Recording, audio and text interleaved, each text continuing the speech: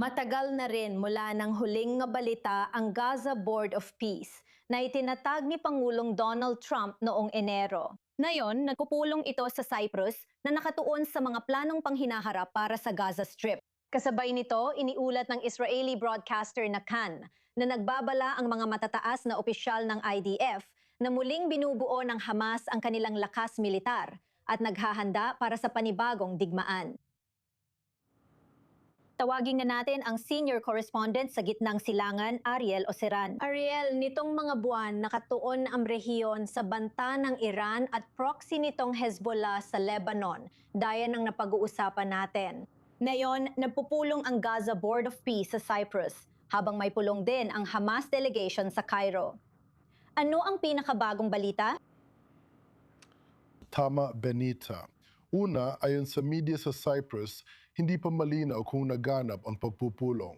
Pero sa huli, bahagi ito ng mas malawak na pagsisikap ng Board of Peace na baguhin ang kanilang estratehiya dahil sa hindi umuusad na negosasyon para subukang ipatupad ang kasunduan sa tigil putukan. Ngayon, nasa unang yugto pa lang tayo ng prosesong ito kung saan nakita natin ang pagpapalaya ng mga bihag at ang muling pagposisyon ng mga puwersa ng Israel na kasalukuyang kumokontrol sa pagitan ng 65 hanggang 70% ng Gaza Strip.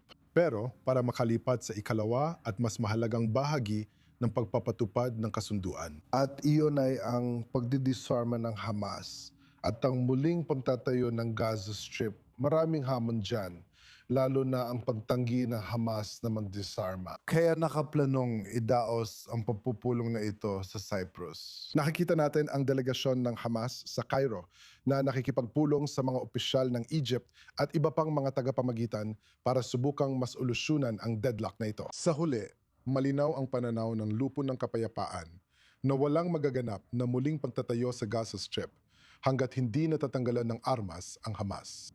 Sinasabi ng Hamas sa isang banda na hindi sila magdidisarma, tuldok na. Pero kahit na sinabi nilang tapos na talaga, pero sinasabi nilang handa silang pag-usapan ng isyong iyon kapag nangako ang Israel sa ilang mga probisyon sa ilalim ng tigil putukan, kabilang na ang pagpasok,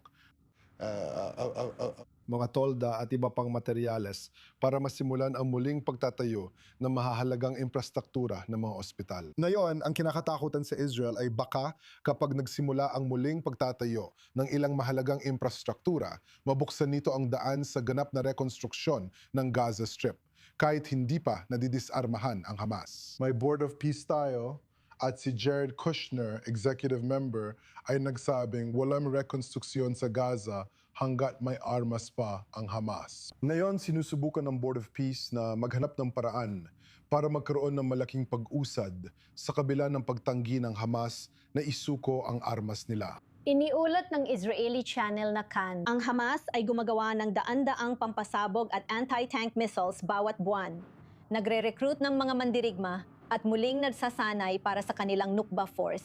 Sinusubukan nilang magpuslit ng drone at kagamitan mula Sinai Peninsula at muling itinatayo ang infrastrukturang nasa ilalim ng lupa sa Gaza Strip. Pakiikli ang sabihin pa ninyo. Oo, kaya kung may sinuman na nag-isip o nag-akala na hindi gagamitin ng Hamas ang panahong ito para muling buuin ang kanilang kakayahan, mga puwersa at infrastruktura, malinaw na ang mga taong nag-iisip ng ganon ay para nabubuhay sa ibang realidad.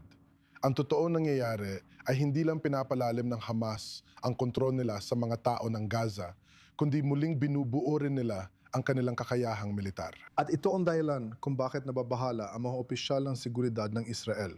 Malinaw na ang dalawang pangunahing prioridad niyon ay ang Iran at Lebanon. Pero ang landas sa Lebanon ay mukhang, alam mo na, lumilipat na sa isang diplomatikong paraan sa pamamagitan ng mga kasunduan sa gobyerno ng Lebanon sa ilalim ng pang-asyiwa ng Estados Unidos kasamang Iran. May tigil putukan na sinusubukang panatilihin ng Estados Unidos. At dahil dito, nagbubukas ito ng pagkakataon na ilipat ang atensyon sa Gaza, isa pang lugar na hindi pa tapos ang trabaho.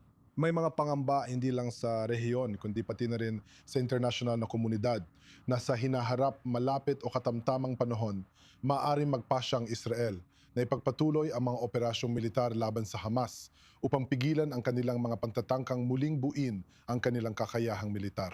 At kaya sa huli, alam mo, itong digmaan sa maraming harapan, 7 harapan, karamihan dito ay nananatiling aktibo, kabilang na ang harapan sa Gaza Strip. At ang mga puwersa ng Israel ay masusing nagmamasid sa sitwasyon sa Gaza.